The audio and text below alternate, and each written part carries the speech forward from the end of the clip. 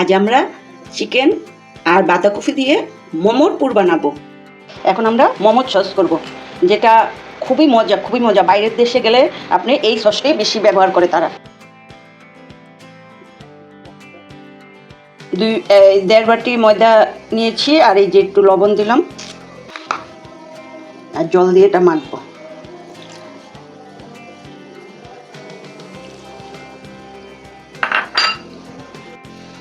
আমাদের মাখা হয়ে গেছে। এখন আমরা এটা 20 মিনিটের জন্য ঢেকে রাখবো, কারণ এখনই তো খাবে, সন্ধ্যার টাইম, যখন সময় হয় খাওয়ার তখন আসি আমি ভিডিও করতে আর রান্না করতে। এখন আমাদের খাওয়ার টাইম, যত উড়াউড়ি করে পারি এটা শেষ করতে হয়। একটু আস্তে ধীরে করলে কিন্তু আরও সুন্দর করে করতে পারি, তা হবে না, সব দৌড়াদৌড়ি করে রান্না করতে হবে আমার। এখন এটা আমরা 20 মিনিটের জন্য ঢেকে রাখবো। আজ আমরা চিকেন আর বাঁধাকপি দিয়ে মোমোর পুর বানাবো। তার জন্য এখানে পেঁয়াজ দিলাম। আমাদের পেঁয়াজটা একটু মজে এসেছে। এখন আমরা এই যে একটু রসুন আর একটু আদা ঘষে নিয়েছি, বাটা নেই তাই ঘষে দিয়েছি।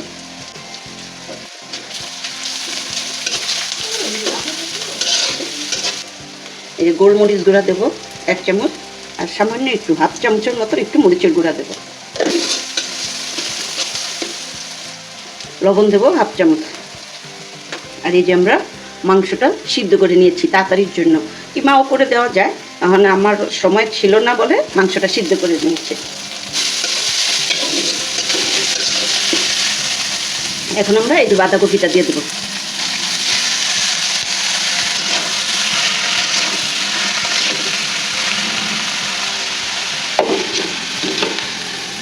মজার জন্য একটু ঢেকে দেবো।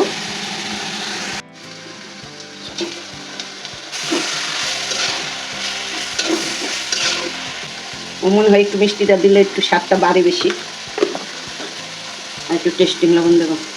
এই তো আমাদের হয়ে গেছে, ঠান্ডা করে নেবো এটা।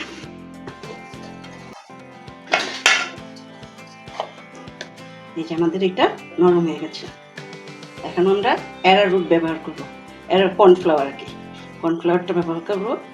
এটা এখন একটু মেখবো ভালো করে, মেখে এখান থেকে ছোট ছোট এরকম ছোট ছোট গোলা করে নেব।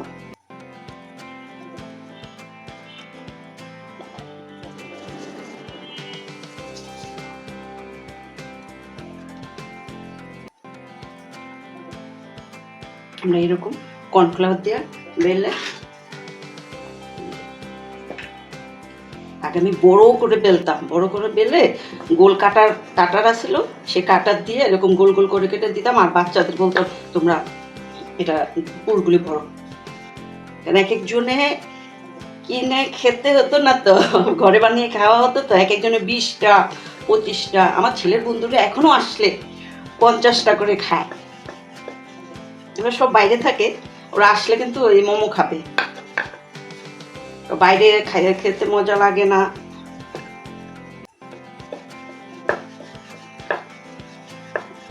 যেভাবে সবগুলি আমরা একসাথে বেলে নেব। এই যে আমাদের মোমোর সব বেলা হয়ে গেছে। বাচ্চারা যদি খায় তাহলে একটু কম ঝাল দিবেন, আর যদি বড়রা খায় তাহলে একটু ঝাল দিতে হবে। ঝাল তো সসই হবে, তারপরও এখানে একটু দিলে ফ্লেভারটা ভালো আসে আর কি। এই যে এটা একটু মরিচটা এভাবে মেখে নেব। এখন আমরা একটা একটা করে এই যে এরকম করে রুটিটা হাতে নিয়ে আমরা অন্থনের মতন করব, কারণ বাচ্চারা কি করে ওই সাইডের আটাগুলি এটা ফেলে দেয়। এমনি করে চারিদিকে একটু দিয়ে এমনি করে, তারপরে এইভাবে করে আমরা অন্থনের মতন করে দেব। অন্থনের মতন করে দিলে ফালানোর কোনো সুযোগ নেই, দিবে আর খেয়ে ফেলবে। পুলির মতন করা যায়, তারপরে মোমোর বেনির মতন করা যায়, অনেক রকম করা যায়, কিন্তু বাচ্চারা কি করে ওই সাইডের ময়দাগুলি কি করে ফেলে দেয়, মাংসর সাইডটুক খেয়ে বাকি সাইডটা ফেলে দেয়। এই জন্য আমি এইভাবে করে দিই, এইভাবে করে দিয়ে হাত দিয়ে লাগানো যায়। এটা হয়ে গেছে, এভাবে করে এই যে আটকে দিই, এইভাবে করে আমরা সবগুলি করে নেব। এই যে আমাদের পুর ভরা হয়ে গেছে 2 বাটিতে। এখন আমরা এটা ভাপে দেব।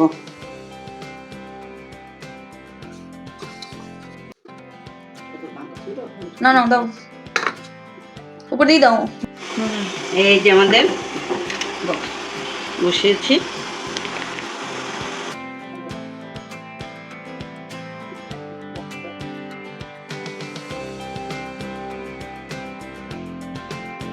এখন আমরা মোমো সস করব, যেটা খুবই মজা, খুবই মজা। বাইরের দেশে গেলে আপনি এই সসটাই বেশি ব্যবহার করে তারা। এই যে আমরা সব ছুলে নিয়েছি। এখন আমরা এক এক করে এই যে ভিজানো মরিচ, টমেটো, আমরা রসুনটা একটু ছেঁচে নিই। এই যে রসুনটা ছেঁচে নিয়েছি, তাড়াতাড়ি ফেটানো হবে।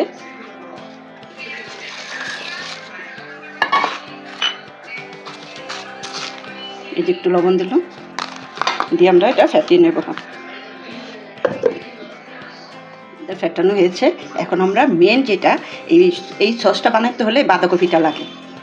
এই বাঁধাকপিটাই হলো মেন সসের। এখন আমরা এটা ফেটাবো। এই যে এখন আমরা ভিনিগারটা দেবো। ভিনিগারটা দিলে জিনিসটা একটু অনেক দিন থাকে, অনেক বেশি আছে তো ওই জন্য। আমরা আরেকবার ফেটিয়ে নেব। এই যে সস ঠিক এরকম থাকবে।